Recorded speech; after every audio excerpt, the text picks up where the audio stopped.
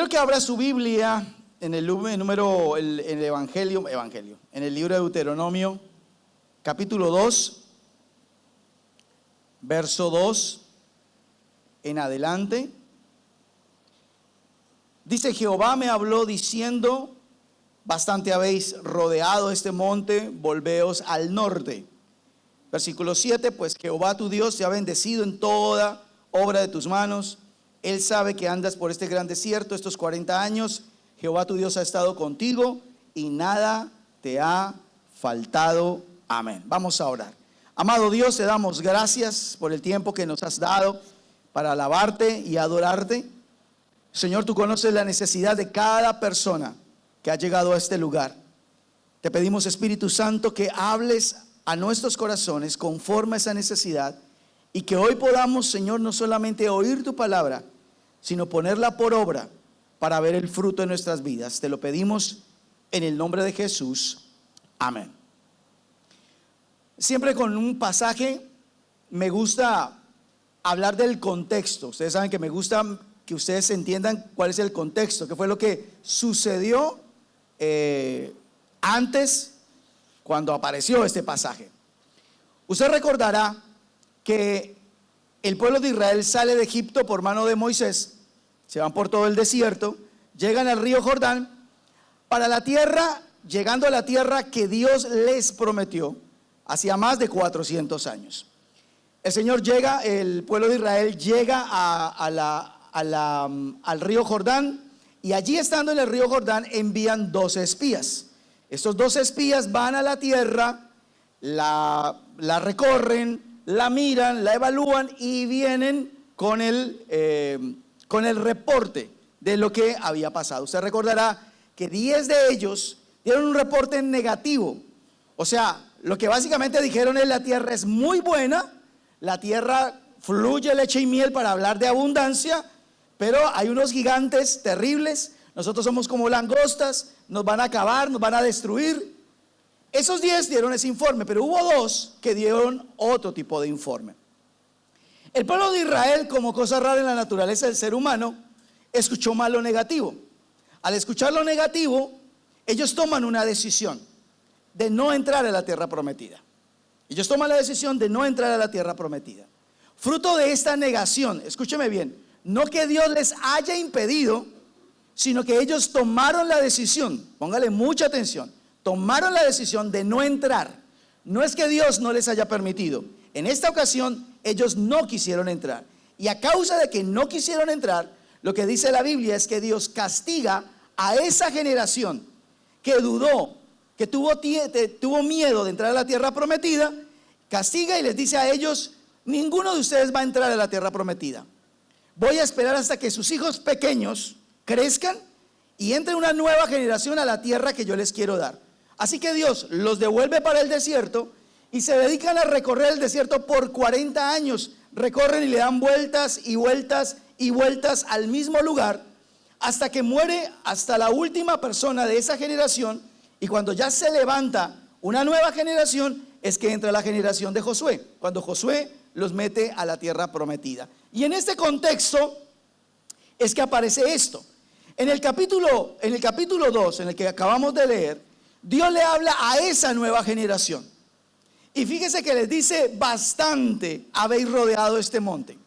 Está hablando del monte Sinaí. Entonces está hablando de que le dieron vueltas y vueltas, y el Señor dice: basta, ya suficientes vueltas. Ahora es tiempo de avanzar, de seguir a la promesa que yo le entregué a sus padres, pero que no quisieron recibir. Ahora, quiero tratar precisamente hoy con ustedes este tema: es tiempo de seguir. Le he puesto como título. ¿Por qué? Porque a veces nosotros, al igual que el pueblo de Israel, por decisiones que nosotros tomamos en algún área de nuestras vidas, terminamos dándole vueltas en un área, y ese darle vueltas significa que no avanzamos, como que empezamos a estancarnos en algún área de nuestras vidas. Entonces, ¿qué es lo que pasa? De pronto a usted le va bien en 2, 3, 4 áreas, en todas menos una. Significa que hay un área, o todas las áreas de su vida, donde se dedicó a darle vueltas y vueltas por mucho tiempo. Seguramente no por 40 años, de pronto sí, pero es mucho tiempo. El Señor lo que les dijo es: ustedes no están acá para darle vueltas a esto. Pero el pueblo de Israel, ojo a lo que le voy a decir, ellos estaban dando vueltas no por una decisión de Dios, fue por una decisión de ellos. El dar vueltas fue consecuencia de la decisión que tomaron. Y en ese momento su miedo y su temor de todo lo que les dijeron que iba a suceder los llevó a estar metidos en un círculo vicioso que no terminaba por 40 años. Y así, querida iglesia, a veces nos pasa a nosotros. A veces nos metemos en áreas de nuestras vidas donde en algún momento sentimos como que avanzamos, pero llegó un punto, fruto de nuestra decisión, que empezamos a darle vueltas y vueltas al mismo lugar, en el mismo sentido, en el mismo tema, y nos estancamos, nos bloqueamos, no seguimos avanzando. Sentimos como que ya no seguimos desarrollándonos, madurando. El matrimonio como que también se estancó, la familia, las finanzas se estancaron, como que estamos dándole vueltas a lo mismo. Fíjese que en el pasaje que leíamos, el Señor decía: Dios te ha bendecido en toda la obra de tus manos en este desierto por 40 años. Es decir, a pesar que el pueblo de Israel le estaba dando vueltas, nunca le faltó las cosas. Pero no significa que porque no le faltaban las cosas, no tenían, o sea, no era porque le estaba yendo bien. No, sencillamente Dios los estaba bendiciendo, pero no de la manera como Él quería. Ahora recuerde esto: lo que la Biblia dice es que el camino del justo es como la luz de la aurora, que va en aumento hasta que el día es perfecto. ¿Qué significa? Que Dios no es Dios de mantenernos dando vueltas. Dios es Dios de avance, de crecimiento, de madurez, de alcanzar sueños, de alcanzar desafíos. Eso es lo que Dios busca en nuestras vidas.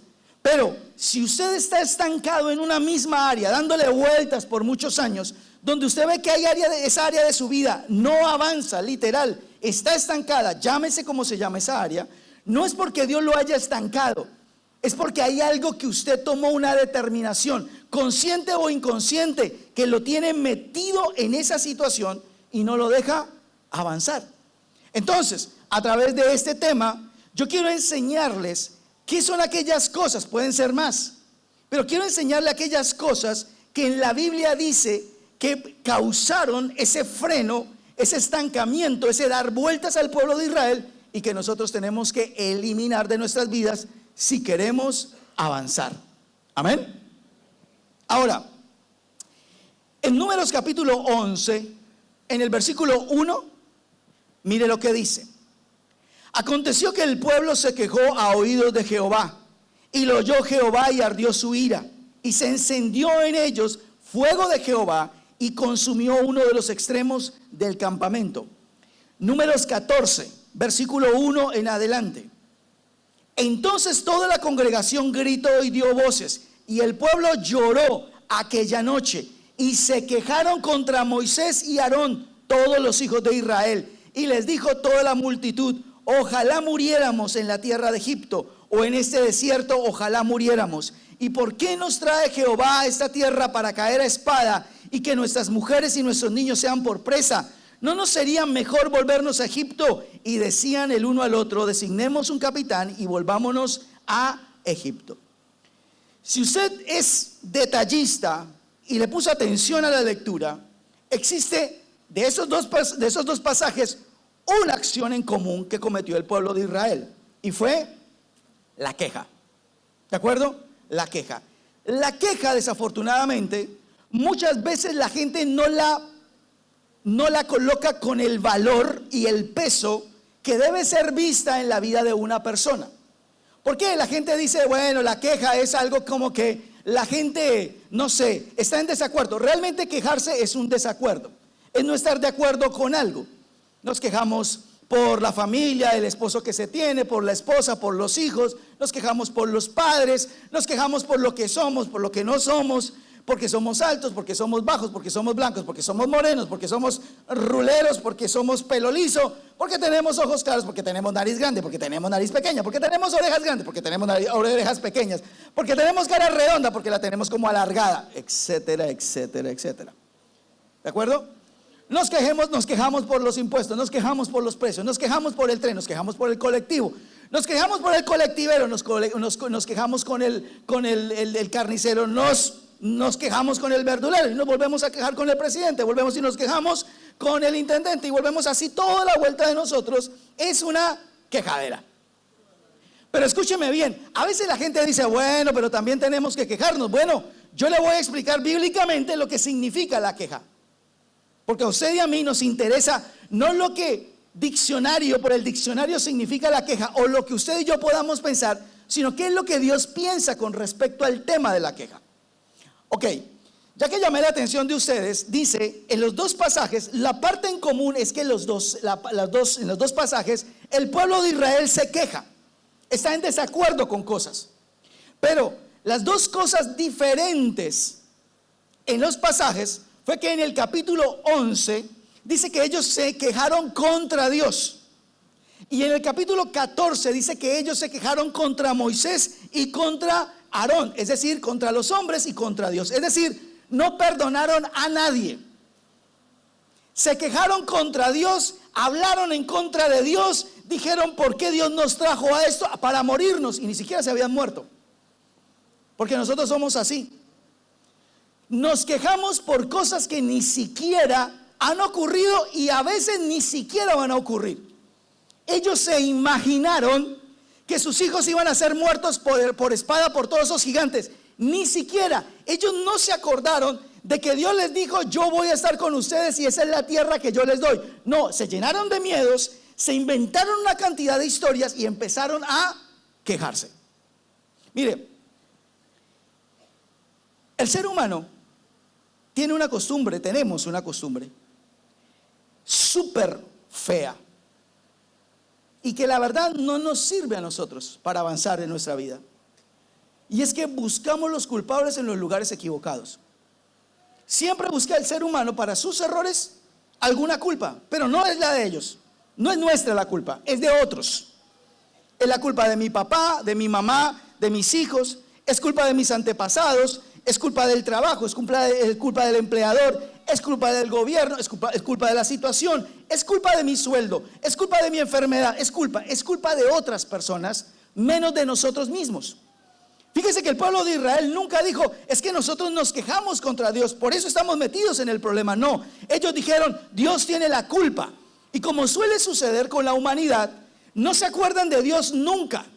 Pero cuando vienen las cosas malas sobre la tierra, ahí sí aparece Dios en los labios de la gente, diciendo, y si Dios es tan bueno, ¿por qué está ocurriendo eso? Miren, ni siquiera lo menciona Dios cuando está bien, cuando las cosas están bien, y cuando las cosas están mal, hay que echarle la culpa a alguien. Y al primero que hay que echarle la culpa, pues al que no se puede defender técnicamente, y ese es Dios. Pero de pronto nos pasa lo mismo que el pueblo de Israel. De pronto no nos quejamos contra Dios, pero la arrancamos contra alguien. Como yo les decía, empezamos a echarle la culpa a otros, pero nunca nos revisamos a nosotros mismos que muchas de las cosas que suceden en nuestra vida, le estamos buscando el culpable en el lugar equivocado. Pero mire lo que pasa. La queja, escúcheme bien, según estos dos pasajes, la queja solamente es el inicio de una bomba atómica. Es una chispa a una monumental explosión en la vida mental y emocional del ser humano. Alguno de ustedes me puede decir que la queja es sencillamente eso, un desacuerdo, un momento de molestia. No, escúcheme bien. Fíjese que acá en estos pasajes la queja produjo enojo. No solamente produjo un desacuerdo y dijo, bueno, yo no estoy de acuerdo que nos metamos en esa tierra. No, produjo enojo, produjo ira, produjo palabras que empezaron a dañar. Porque cuando empezaron a enojarse contra Moisés, empezaron a pedir otro pastor, otro líder, otra persona que los devolviera a Egipto. ¿Por qué? Porque la queja es solamente, escúcheme bien, querida iglesia, la queja, esa naturaleza de estarnos quejando por todo, porque hay o porque no hay.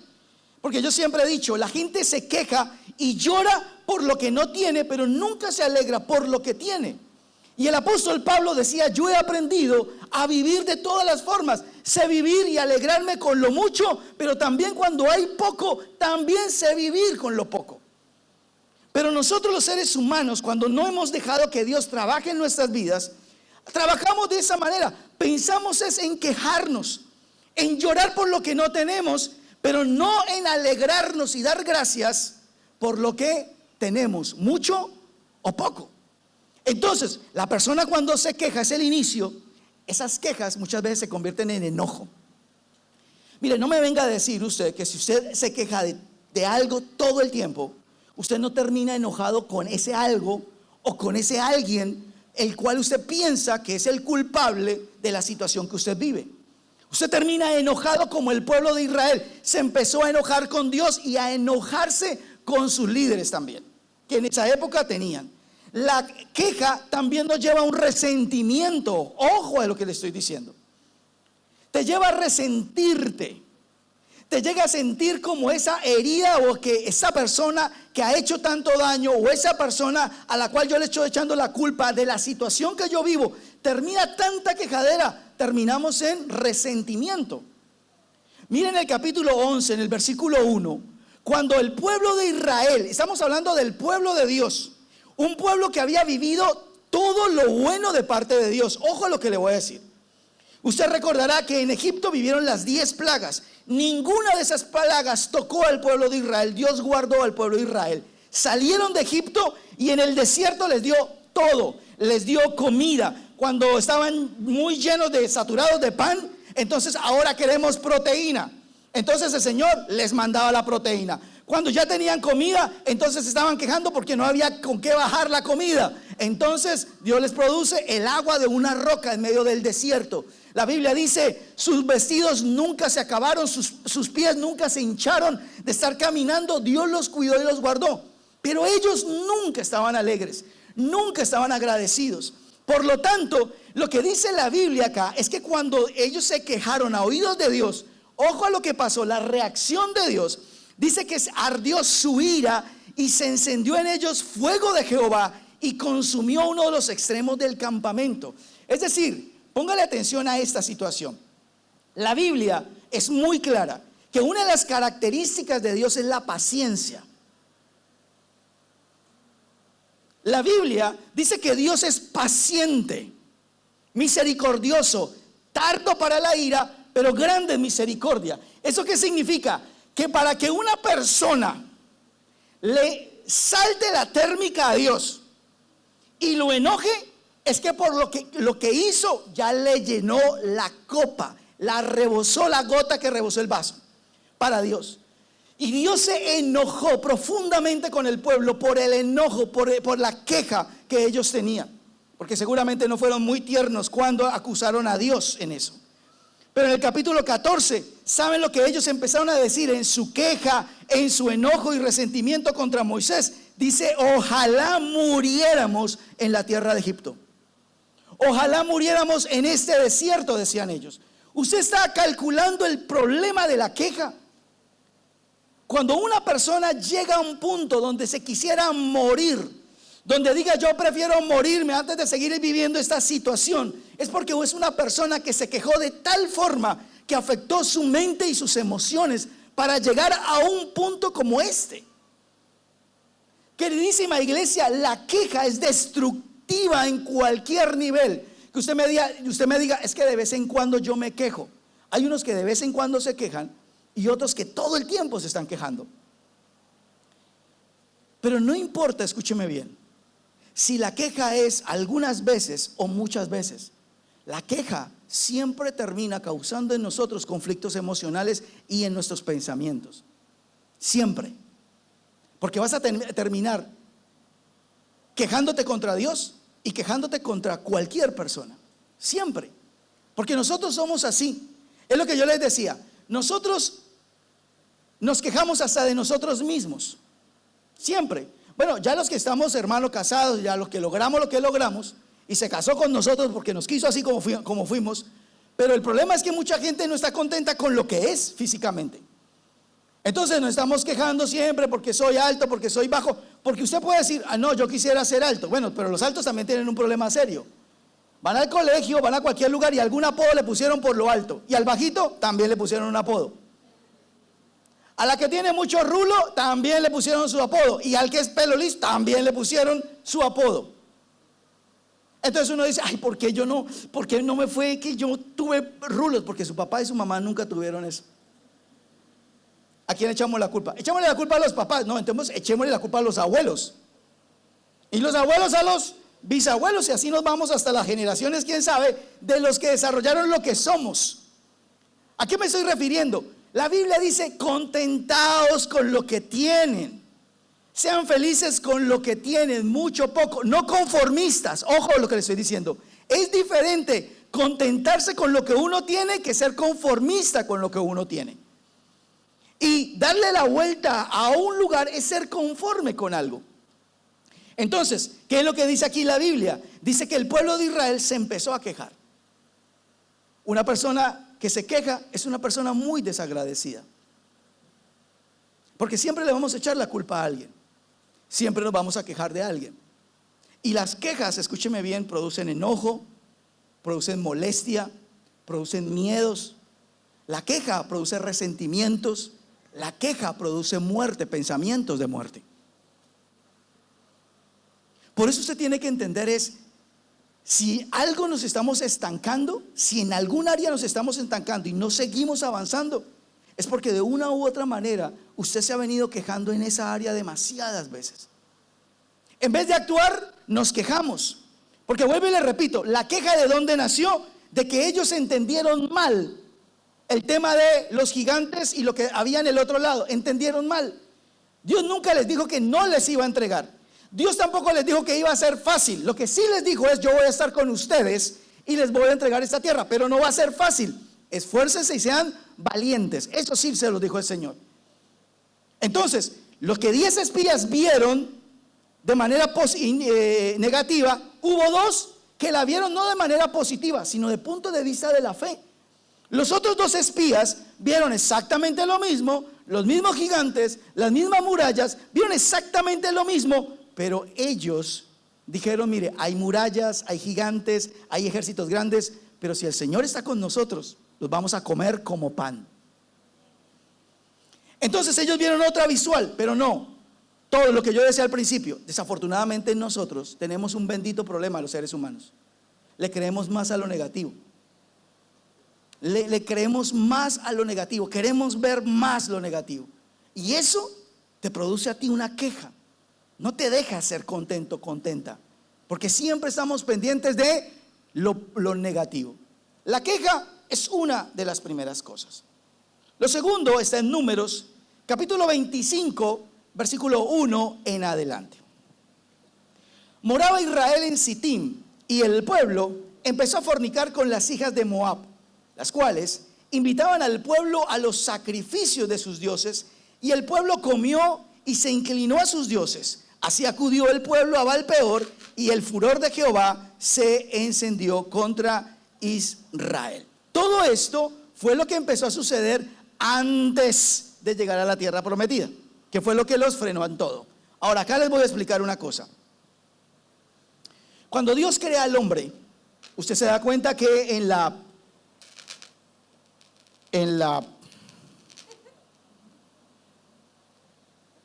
hay un ruidito raro acá en este parlante. En la descendencia siempre, cuando usted por ejemplo ve a Caín, Abel, Dios toma uno de esa descendencia para seguir esa descendencia. Por ejemplo, en el caso de Abel, como Abel murió, entonces siguió Set. Y Set siguió en la misma línea. Cuando pasó lo de Noé, Dios toma al hijo Sem, y esa línea de Sem quiere buscar una descendencia para formar un pueblo. ¿De acuerdo? La idea de Dios era levantar un pueblo que sea exclusivo para él. Un pueblo totalmente diferente a todos los pueblos de la tierra. Y es cuando Dios crea al pueblo de Israel. Y Dios le dice al pueblo de Israel: tú eres un pueblo escogido para mí. Yo soy su herencia y ustedes son exclusivos para mí. Entonces, ¿sabe cuál es la situación? El pueblo de Israel era un pueblo monoteísta. Era un pueblo que solamente tenía un Dios, que tenía unas normas de ese Dios. El resto de pueblos que estaban a su alrededor eran politeístas. Tenían muchos dioses y había mucha fiesta. Mire, al ser humano nos gusta, como le pasa a veces a las vacas. las vacas ven siempre el pasto del otro terreno mejor que el de ellos, y meten la cabeza entre los alambres y comen del pasto que está en el otro terreno, no en el mío.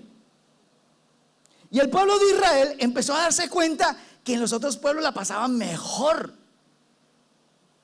El pueblo de Dios empezó a mirar a los otros y dijo: pero es que aquí es como medio aburridor todo. En cambio en los otros hay unos fiestones, la cosa más tremenda. Hay unas cosas de locos, que aquí es re aburridor, que solamente un Dios, que guarde 10 mandamientos, no haga, deje de hacer, camine de esta manera. En cambio allá las pachangas son tremendas. Los rumbonones que hay, termina todo el mundo acostándose los unos con los otros.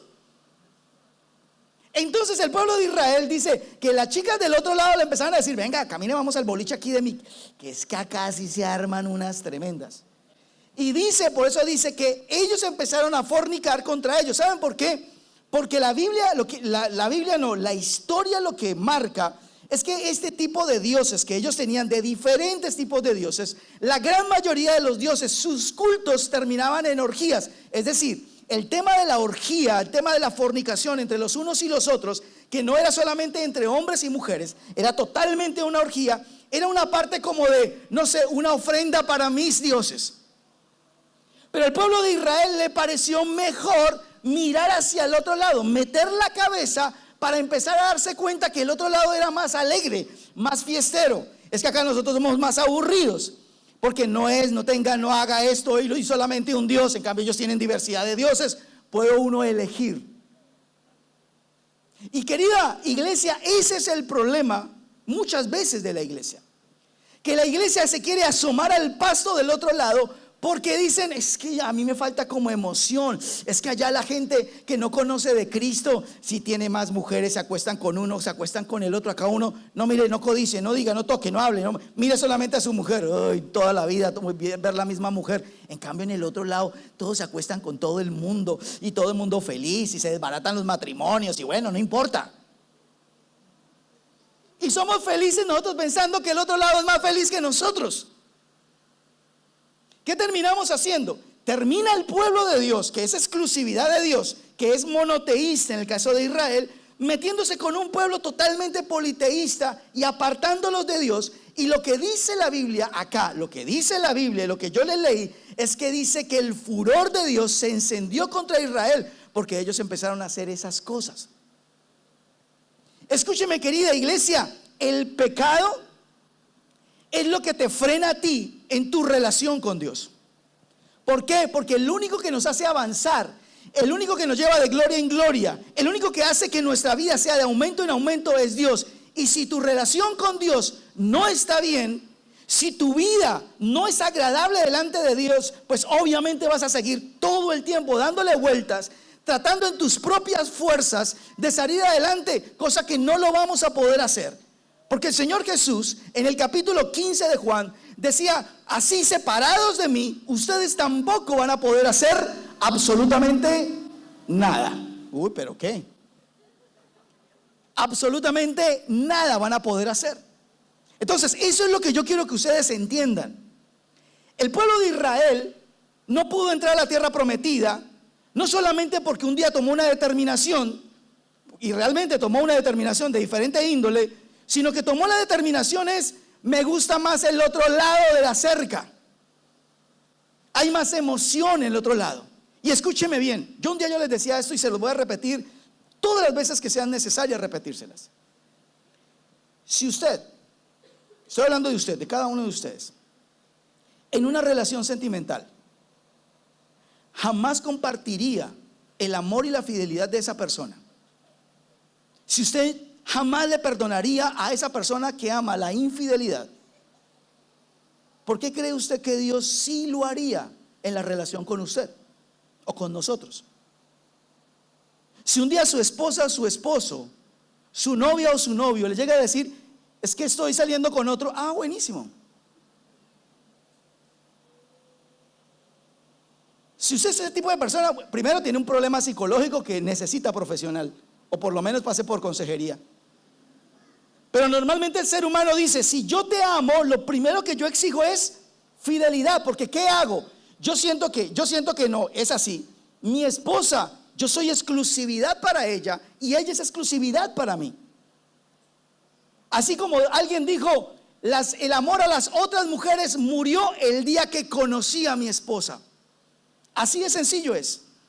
Todas las mujeres murieron, todos los hombres murieron, en el caso de las mujeres, el día que yo conocí el amor de mi vida. ¿Eso qué significa? Fidelidad. Me voy a dedicar a ella. Queridos matrimonios, aquellos que han pasado en este lugar por infidelidad, no me vengan a decir que es el mejor momento de sus vidas haber descubierto que la persona que amó y personas que ustedes aman ya no eran exclusivos para usted, sino para otra persona. Nadie acá me puede decir que ese día usted dijo, bueno, genial. Nadie puede decir eso, porque la fidelidad es parte de la confianza de dos seres que se aman. Y si decimos amar a Dios, Dios exige también lo mismo de nosotros. Fidelidad, fidelidad a su amor, fidelidad a lo que Él quiere, a lo que Él busca. Esa es fidelidad, como cualquier tipo de relación. Entonces vuelvo y le repito, si usted jamás aceptaría ese tipo de negocios con esa persona a la que usted ama, ¿por qué cree que Dios sí aceptaría la infidelidad suya hacia Él? Por eso Dios se enojó, como cualquier ser humano, que la persona que ama, la persona que es exclusiva para Él, le hace esto. Cualquiera se enoja. Y las parejas que han pasado por eso me podrán decir si esa no fue su reacción: el enojo, el engaño, la frustración. Eso mismo sintió Dios con el pueblo cuando metió la cabeza y empezó a comer del otro lado de la cerca, porque pensó, es que aquí es muy aburrido. Pero una vez les enseñé esto a ustedes. La Biblia, aunque la gente lo ve como algo religioso, como algo que me toca hacerlo, la Biblia, yo les enseñé a ustedes alguna vez, es el manual para evitarnos a nosotros dolores de cabeza. Cuando uno obedece los parámetros, no es que uno se subyugue a algo, está uno evitándose dolores de cabeza. No me diga que si dice la Biblia no hurtarás y usted hace eso, se le va a arreglar toda la vida. El día que usted lo agarren hurtando, robando de algún tipo de forma, puede haber cárcel, puede haber multas, puede haber muchas cosas. Entonces no me diga que hurtar es parte del aburrimiento de la vida. No hurtar es parte del aburrimiento de la vida, ¿no? Cuando uno guarda esos mandamientos, te está evitando dolores de cabeza. No codiciarás a la mujer de tu prójimo. ¿Acaso no te evita dolores de cabeza eso? El que acá algún día, estando casado, de pronto estuvo de novio o novia y codició, empezó a jugar por otro lado, a meter la cabeza en el corral ajeno, no me diga que le fue bien. Su hogar se destruyó o destruyó otro hogar. No me diga que le fue mejor por no haber hecho eso que Dios manda en su palabra. Siempre, todo, desde Génesis hasta Apocalipsis, todo lo que Dios nos dice es: quiero evitarte un dolor de cabeza, haz esto y vas a vivir feliz. Pero escúcheme bien, queridos jóvenes, queridas parejas, llega un punto a veces que no debería ocurrir, donde nosotros asomamos la cabeza y empezamos a comer del otro lado porque piensa que es mejor. Y ahí es donde empezamos a hacer mezclas: tiempo con Dios y otras cositas que venimos trayendo de afuera, porque son más alegres los de afuera. Pero tarde o temprano, esa mezcla va a ser explosiva y tarde o temprano va a pasar esto. Dice que Dios se enojó mucho contra el pueblo de Israel porque el pueblo de Israel dejó de ser exclusivo para Él y le fue infiel con otros dioses y haciendo otro tipo de cosas. Lo tercero, Números capítulo 13, versículo 31 en adelante. Mas los varones que subieron con él dijeron, estamos hablando de los 10 espías, no podremos subir contra aquel pueblo porque es más fuerte que nosotros. Y hablaron mal entre los hijos de Israel de la tierra que habían reconocido, diciendo: la tierra por donde pasamos para reconocerla es tierra que traga a sus moradores, y todo el pueblo que vimos en medio de ella son hombres de grande estatura. También vimos allí gigantes, hijos de Anac, raza de los gigantes, y éramos, ojo a lo que sigue, ojo a la frase que sigue, éramos nosotros a nuestro parecer, ni siquiera era porque era realidad, sino que así lo veían ellos, como langostas, y así les parecíamos a ellos. No, con ese reporte, hermano, cualquiera se va al piso. Pero el pueblo de Israel, lo que yo les contaba, 10 vieron, los 12 vieron exactamente lo mismo, pero solamente dos tuvieron otro tipo de manera de ver las cosas. Se dejaron guiar los 10 por los gigantes, por las murallas, y se imaginaron, ojo, se imaginaron cosas, películas que nunca iban a suceder, ni nunca sucederían, porque Dios les dijo: yo les voy a entregar esa tierra. No les dijo que se las voy a entregar desocupada, nunca les dijo eso. Les dijo: van a tener que pelear y trabajar, pero no se preocupen, la van a conquistar porque yo voy a estar con ustedes. Esa fue la promesa de parte de Dios. Pero ellos vieron eso y se armaron una película, como muchas personas hay, que frente a alguna situación se imaginan el futuro más catastrófico, apocalíptico que haya pasado, y ni siquiera ha pasado, y de pronto ni siquiera va a pasar. Pero ¿qué es lo que pasa cuando hay miedo, cuando hay queja? ¿Qué pasa cuando esa mentalidad es lógica? Escúcheme bien, porque el tema muchas veces, cuando nosotros nos estancamos y le damos vueltas a algo donde ya nos quedamos ahí y como que no avanzamos, a veces es nuestra manera de ver las cosas, una mentalidad lógica. Usted se sienta con una persona que vea cosas buenas y siempre te va a hablar de lo bueno que ve, del vaso medio lleno, siempre lo va a ver de esa forma. Pero el problema es que la gran mayoría, nosotros como seres humanos, tenemos esa bendita tendencia de estar inventando cosas y de ver cosas que no existen. A veces de pintar pastos verdes donde no los hay, y a veces de pintar desiertos donde no hay desiertos. Entonces, el pueblo de Israel, que empezó a ver, terrible, no había pasado nada, ni siquiera habían entrado, y ellos decían: oh, por Dios, se nos van a morir todos los hijos. Nos van a acabar a espada, los van a volver como, no sé, como una brocheta, todos con una lanza, y nos vamos a morir, nos vamos a destrozar y nos van a acabar. Y ellos empezaron: ¿por qué Dios nos trajo a este lugar? Por Dios, ¿por qué Dios? No iba a pasar nada de eso. Ellos, de su propio miedo y de sus propias decisiones, empezaron a imaginarse todo lo malo. Escúcheme bien, la mentalidad lógica es tan mala que normalmente la persona lógica nunca ve oportunidades donde debería existirlas. Usted conoce bien la historia, y alguna vez se los enseñé, sobre David y Goliat. Quitémosle un poco de espiritualidad al tema de David, porque si usted piensa en David como el hombre que se enfrentó al gigante porque creyó en Dios y lo hizo, o sea, perdón, pero usted no se ha leído atentamente la historia. Porque David no dijo: me voy a luchar y me voy a sacrificar por el pueblo de Israel, y no importa lo que pase, voy a ser mártir. ¿Sabe qué? Marca la Biblia que David por varias ocasiones, ojo, preguntó: ¿qué le van a dar al tipo que venza a este gigante? ¿Qué parte espiritual ven ustedes ahí? Él no dijo: quiero que ayunen por mí, intercedan por mí, porque me voy a enfrentar a un gigante, no sé si voy a volver vivo. Él dijo: ¿y ahí cómo vamos? O sea, yo me voy a enfrentar al gigante y ¿qué? Ahí cómo es el temita, ¿qué es lo que le van a dar? No sé, tendríamos que inventarnos una historia, pero no sé qué hubiera pasado si le hubieran dicho: no, la verdad, nada. Si se muere, un monumento. Y si no se muere, otro monumento.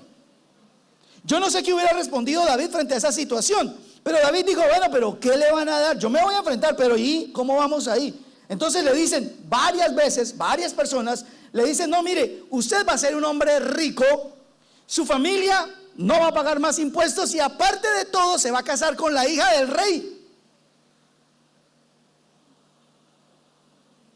Me sirve. Aparte de todo, también estaba su fe en Dios, sabía lo que Dios podía hacer, sabía lo que Dios podía hacer a través de él lo conocía, pero él aprovechó una oportunidad. El rey Saúl y su ejército de valientes se estaban escondiendo, vieron exactamente lo mismo, escucharon exactamente lo mismo, pero se escondieron, nunca lo enfrentaron. Pero David vio en esa pelea una oportunidad para mostrar al rey, al Dios de Israel, una oportunidad para mejorar su vida financiera y hasta emocional y sentimental y familiar, porque se iba a casar con la hija del rey. Él quería honrar a Dios. Él decía: hoy en este día el pueblo de Israel va a saber quién es Dios. Y él honró a Dios. Esa era su mayor motivación. Pero dijo: ¿y ahí cómo vamos? La persona, escúcheme bien, que enfrenta situaciones siempre ve lo bueno de Dios en esa situación como una oportunidad. Usted puede ver esa situación difícil que está atravesando a nivel de familia, de matrimonio, de sentimientos, de emociones financieros. Usted puede montarse una película terrible. Usted puede ver en la economía del país y montarse una escena apocalíptica. Yo siempre he dicho, si los cristianos, o por lo menos, yo pienso que los cristianos, fuéramos como libretistas de una película, ganaríamos mucha plata, porque nos inventamos unas películas impresionantes. Entonces usted se puede inventar la escena y el futuro más apocalíptico y más terrible, zombie de la época de Argentina, pero nada de eso ha pasado. Cuando una persona confía en Dios, sabe quién dirige a un país, sabe quién está de parte de Dios, y sabemos al Dios que uno honra. Ese es el Dios que nos saca adelante. Entonces usted ve en una situación como esas, usted ve una oportunidad. Una oportunidad. Por ahí decía alguien: cuando todos lloran, el oportunista dice: hay que vender pañuelos. Todos están llorando y bueno, ¿y quién les va a vender pañuelos? Yo le tengo los pañuelos. El oportunista no, el que ve oportunidades. La persona que ve en una situación oportunidades es la persona que tiene una mentalidad de fe, de confianza, que sabe que de todo eso Dios le va a librar y que Dios le va a dar una salida de todo eso. ¿Qué pasó con Israel? Llegó hasta orillas del río, del Mar Rojo. Y cuando estaba allá, resultó que por este lado llegó todo el ejército de Egipto. A este lado, Mar Rojo. A este lado, el ejército. La decisión que tenía que tomar realmente el pueblo de Israel es de que se iba a morir. ¿Nos ahogamos o nos morimos por espada? A ver, eso era realmente lo que ellos pensaron. Pero Dios tenía un plan C, diferente al plan de ellos. Nadie dijo: y seguramente acá Dios nos va a abrir un camino y va a abrirlo el mar en dos. Nunca nadie pensó eso. Ellos estaban tomando la decisión. Su miedo era: ¿nos morimos ahogados o nos morimos y enfrentamos al ejército egipcio, que era poderoso, y nos vamos a morir acá? Y Dios dijo: bueno, pero yo les tengo un plan C. ¿Y qué tal si por el lado del mar yo les abro un camino en seco y pasan ustedes? Entonces el ejército viene del egipcio y viene a perseguirlos, y yo hago y listo. Si Dios hubiera explicado todo eso, hubieran dicho: uy, sí, buenísima esa idea, yo no la había pensado. Así nos pasa a nosotros. Así es la persona que vive quejándose, que su cabeza la tiene metida en el otro lado. Es una persona que no tiene una mentalidad de ver: esto es una situación que Dios me va a sacar adelante. Obviamente, si es una situación que Dios lo está encaminando hacia allá, si usted se metió en una situación, ojo a eso, fruto de una decisión, ahí es donde van a cambiar ciertas cosas. Pero siempre en medio de una situación difícil tiene que haber alguien con una mentalidad de fe. Y la persona que siempre avanza es la persona que tiene una mentalidad conquistadora, una persona de fe. No sé si es por acá, estoy encerrado y en algún momento Dios me tendrá que abrir una puerta en algún lado que yo desconozco la puerta. Y te llega un resultado y te llega una respuesta por la puerta que ni siquiera por la puerta. Usted ni la tenía como ventana. No, ni la tenía en la lista de opciones. Y Dios hizo que eso se terminara convirtiendo en una opción para su vida. Amén. Y por último, en Números 14:3 dice: ¿y por qué nos trae Jehová a esta tierra para caer a espada y que nuestras mujeres y nuestros niños sean por presa? ¿No nos sería mejor volvernos a Egipto? Mire esto. En ese mismo momento donde estaba ocurriendo esta situación, donde el pueblo de Dios le estaba echando la culpa a Dios, La relación con Dios se pausó. Como que no siguieron fortaleciendo su relación con Dios.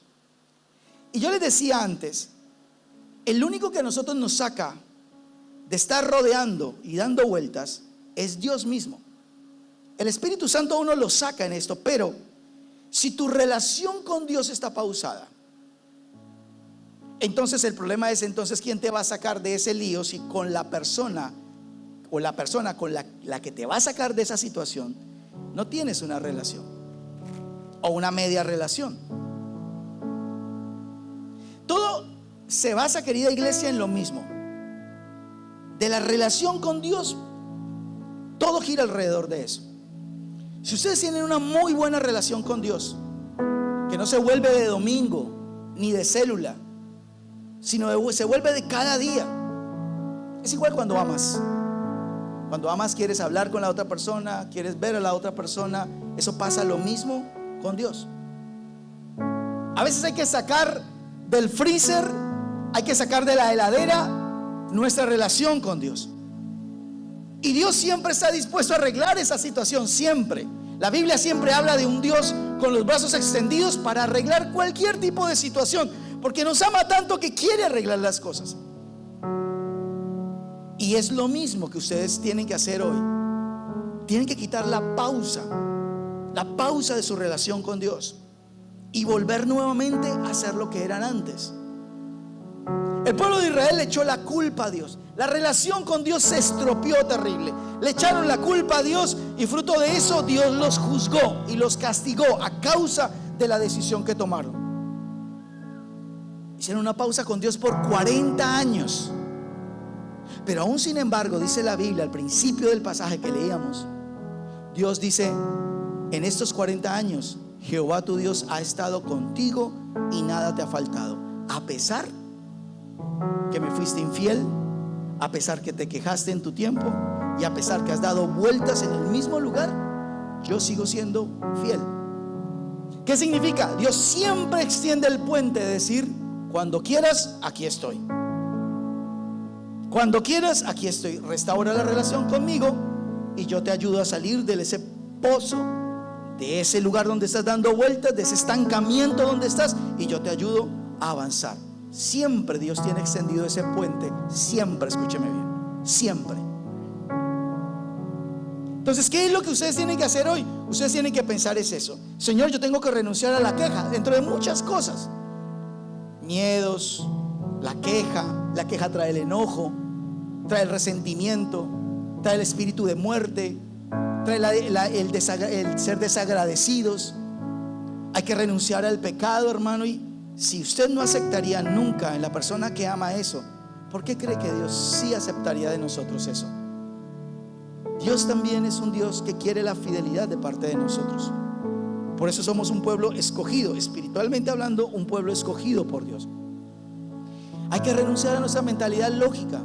Deje de estar haciendo películas donde no las hay. Deje de estar inventando desiertos donde no los hay y pintar pastos verdes donde no los hay, y hacerse películas apocalípticas y futuros turbios cuando no los hay. Porque si nosotros creemos en Dios, ahí vamos a estar. Mire, cierro con esto. En una ocasión dice la Biblia que Jesús subió a la barca con sus discípulos. El mar de Galilea se le dice mar porque es un lago gigantesco realmente, pero el mar de Galilea tiene microclima, cambia, o sea, tiene su propio clima. Y cuando la barca de los apóstoles y Jesús arrancó, seguramente estaba calmado el mar, pero en la mitad, como pasa muchas veces en ese lugar, explotó una tormenta y su microclima, y se levantó una tormenta terrible. Yo me imagino que Jesús, por todo el trabajo que venía ministrando, dándole de comer a todo el mundo, vio esa tranquilidad, se acostó a dormir y cayó profundo. Los apóstoles, en medio de la tormenta, trataron de hacer lo imposible para tratar de sobrevivir, pero cuando se dieron cuenta que ya no podían más, llaman a Jesús y le dicen: Señor Jesús, ¿no tienes temor? ¿No te preocupa que muramos? Como diciendo: ¿qué haces dormido? Deberías estar acá echando balde con nosotros. ¿Por qué no haces algo? ¿No ves que estamos muriendo? Estamos a punto de morir ahogados. Jesús se levanta, manda a callar el mar, manda a callar el viento, y dice que se hizo una tranquilidad tremenda. Y después de eso el Señor les dice: ¿por qué ustedes dudaron, hombres de poca fe? Jesús dijo básicamente lo mismo en lo siguiente: mientras yo esté en la barca, no importa lo que pase, siempre va a haber el momento donde voy a actuar. Siempre. Entonces, a veces usted está pensando como los apóstoles: me voy a morir en esta situación, aunque es que Dios no me responde, es que ahora Dios no me responde. No, no es que Dios no responda, es que Dios busca el tiempo y el momento para actuar. ¿Ya ha escuchado? Ahora Él está buscando el momento para actuar. Entonces, por eso, querida iglesia, ustedes tienen que pensar yo no me puedo quedar dando vueltas en este tema, en esa área de mi vida, porque no voy a avanzar nunca. Nunca voy a avanzar. Dios no te ha abandonado. No, Dios no te ha abandonado, ha sido bueno. Y en medio de que tú estás dando vueltas, Dios se ha bendecido ahí, pero no es lo que Dios quiere para ti. Quiere algo mayor, algo más grande, algo mejor. Pero para eso hay que renunciar a todo lo que hoy hablamos. Amén. Quiero que se ponga en pie allí donde usted está.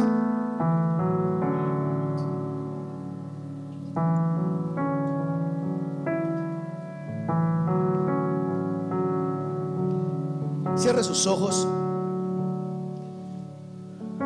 No se distraiga con nada ni con nadie.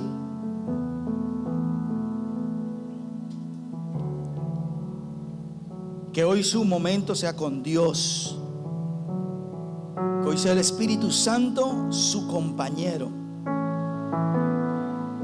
Amado Espíritu de Dios, hoy te damos gracias por la palabra que nos has dado. Tu palabra es como martillo, como espada, como fuego. Y hoy te pido, Señor, que esta palabra quede grabado en el corazón de tu pueblo como con fuego. Espíritu Santo, que esta palabra no solamente quede en sus mentes, sino que baje a sus corazones. Que esta palabra no sea solamente para oidores, que esta palabra sea para hombres y mujeres que quieren hacer tu palabra, no solamente oírla. Señor, que esta palabra sea para hombres y mujeres que hoy quieran dejar el dar vueltas en un área, que quieran dejar el estancamiento, que quieran dejar el pozo donde han estado por muchos años dando vueltas y dando vueltas. Han visto tu mano, nunca tú les has dejado, jamás les has dejado. Pero Señor, la palabra tuya hoy lo que nos dice es: basta ya de dar vueltas. Basta ya de dar vueltas a la misma área sin avanzar. Terminaste acostumbrándote a dar vueltas, pero sin ver avances. Querida iglesia, ese es el llamado del Señor hoy para cada uno de ustedes. Hay que dejar de dar vueltas, hay que avanzar. Pero para avanzar hay que soltar, hay que renunciar. Hay que soltar la queja, el enojo, el resentimiento, aún la mentalidad de muerte, pensando que va a morir mi matrimonio, que va a morir mis finanzas, que va a morir algún área de mi vida. Que ese sea un tiempo de renunciar, querida iglesia, a volverte a Dios. Si estás en un pecado, si has visto mejor lo que está pasando afuera y te empezó a gustar más lo de afuera, ese es un momento propicio para que allí con Dios, que siempre extenderá un puente, siempre extenderá un puente para escucharte, que hoy puedas pedirle perdón a Dios, renunciar a todo pecado, a todo aquello que viste, que empezaste a ver en otro lado, y de esa forma hemos sido infieles a aquel que nos amó. El apóstol Juan dice: en esto consiste el amor, en que Él nos amó primero. Si usted sabe que hay pecado en su vida y usted quiere hoy volverse a Dios, ahí donde usted está, pídale perdón a Dios con todo el corazón. Que así como usted no le gustaría que aquella persona a la cual ama le fuera infiel, también tiene un Dios, el cual es amor. Él es la fuente del amor. Él tampoco dejaría esa relación con usted de esa forma, siendo infieles. Hoy el puente está extendido, sus brazos están extendidos, pero siempre y cuando haya un arrepentimiento y queramos pedirle perdón a Dios y pedirle al Señor que hoy Él pueda cambiar, mudar aún nuestra mente lógica. Que usted le diga: Señor, hoy yo quiero pedirte perdón por la queja.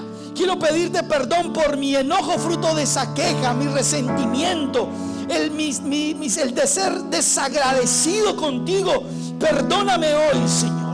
Perdóname, Señor, la mentalidad muchas veces lógica, donde solamente veo un futuro incierto, donde solamente siento, Señor, miedo con el futuro, con la escena que hay en el país o en mi familia, o lo que me dijeron los médicos. Que seas tú, Señor, hoy transformando mi mente, que tú le digas eso hoy al Señor. Y Señor, que hoy podamos sacar del freezer, que podamos sacar de la heladera nuestra relación contigo. Que nos volvamos a ti con todo el corazón. Que sea un tiempo de entender que no estás buscando religiosidad, no estás buscando eso. Estás buscando una relación con nosotros a través de la oración, a través de su palabra. Que usted allí, querida iglesia, con sus propias palabras, usted le pida perdón a Dios.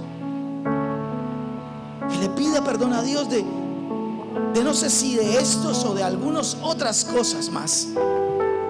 Y que usted pueda recibir hoy de parte de Dios restauración. Y que a partir de este tiempo empiece el momento de empezar a seguir, a avanzar. Que este sea el tiempo de dejar la pausa, de dejar tanta vuelta en su vida y empezar nuevamente a avanzar en esa área que hasta el día de hoy se estancó, no continuó adelante. Por eso hoy, Señor, hoy te pido por tu iglesia. Hoy te pido por cada uno de ellos, Señor. Por favor, glorifícate. Espíritu Santo, tú tienes el poder para transformarnos, para cambiarnos. Yo te pido hoy, Espíritu Santo, transforma, cambia, Señor, nuestra mente, cambia nuestra alma, cambia nuestro espíritu, cambia nuestros pensamientos, Señor.